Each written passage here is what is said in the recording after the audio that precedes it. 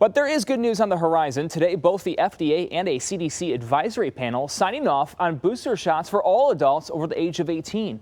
The next step is for the CDC director to issue her recommendation.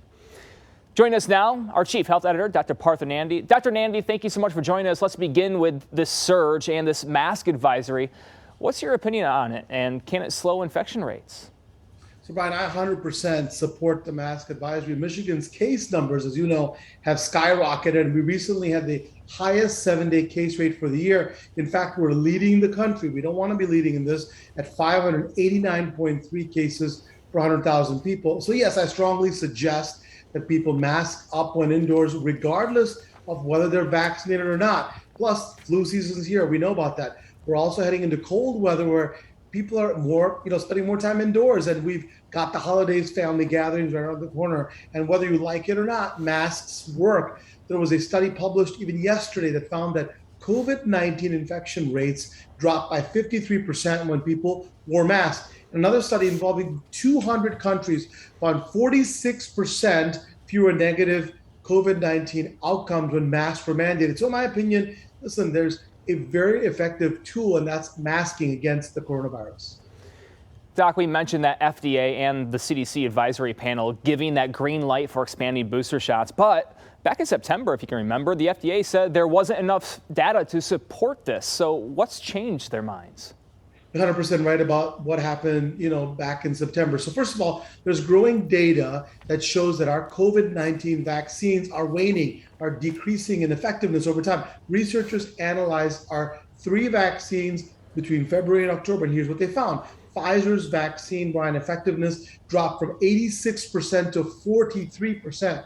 Moderna's went from 89 to 58%, and Johnson & Johnson, J&J's one shot dropped from 86 to, get this, 13%, 1-3. Secondly, more vaccinated people are being hospitalized. Let me stress that these numbers are nowhere near hospitalization rates for people who are not vaccinated. But we're now seeing folks over the age of 65 in emergency rooms who've received 2 vaccine doses. However, we think this is not too surprising since this age group was the first in line for the shots, right? The good news is that booster shots can restore protection rates. The FDA has wanted more data, which is what they need. And this is what Pfizer has given. Clinical trials show a 3rd dose of the Pfizer vaccine, it increased the efficacy rate to 95% against COVID-19 when compared with the 2 doses. And when compared to the unvaccinated group, right, the efficacy rate rose to 98%. So it's really, really impressive in my opinion.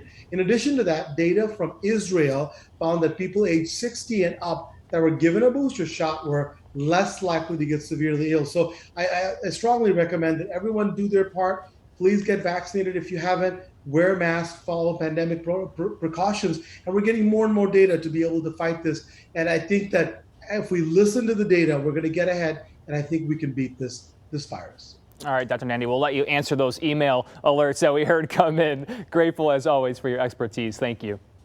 My pleasure. Thank you. And don't forget, you can watch a new episode of the Dr. Nandi Show this weekend. This week, Dr. Nandi talking gut health. You can watch this Sunday at 5:30 right here on 7.